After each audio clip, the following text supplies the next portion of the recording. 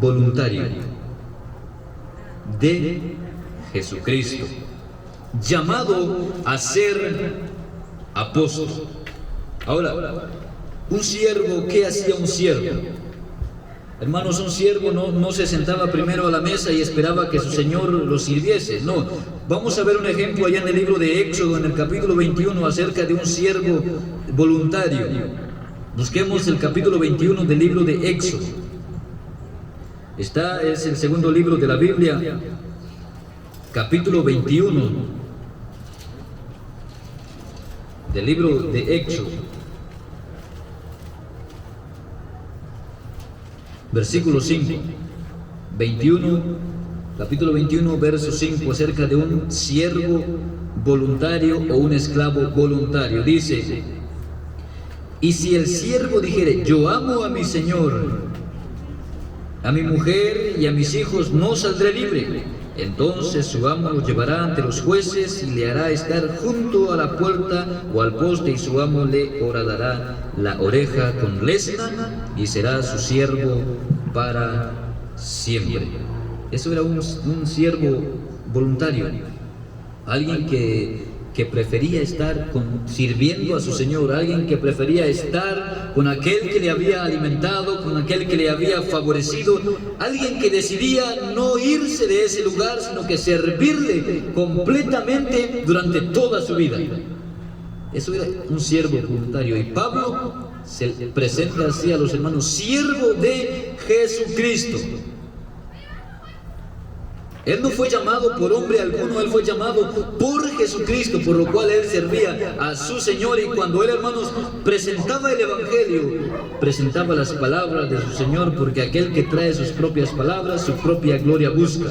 Pero aquel que trae las palabras de aquel que lo envió, busca la gloria del que lo envía. Y así era Pablo, llamado a ser apóstol. Ahora esa palabra llamado es una invitación. Da la idea de una invitación a un banquete. Pablo va a dar aquí dos palabras: primeramente el llamado y también el apartado. Cuando Pablo dice la palabra llamado a ser apóstol, da una invitación a un privilegio. Llamado, invitado, traído. Y Pablo hace este énfasis. Vayamos allá en la carta que escribe a los Gálatas. También lo vuelve a recalcar. Carta a los Gálatas, en el capítulo 1.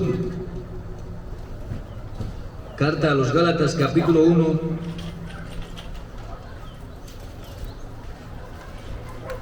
Verso 15.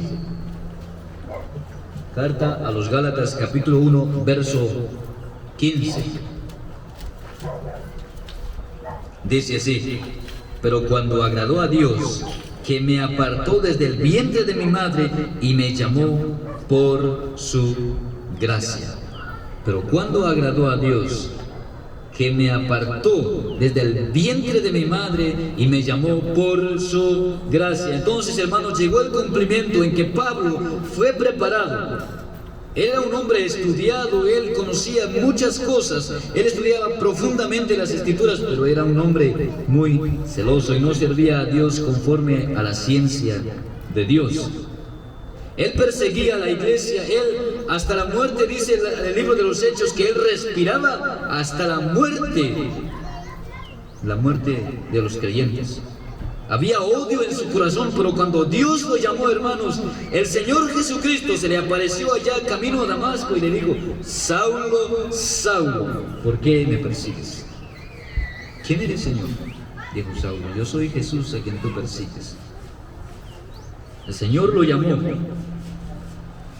y ahora él se presenta como siervo de Jesucristo, apartado para el Evangelio de Dios. Ahora, Pablo no solamente es llamado de, sino también es apartado para algo separado.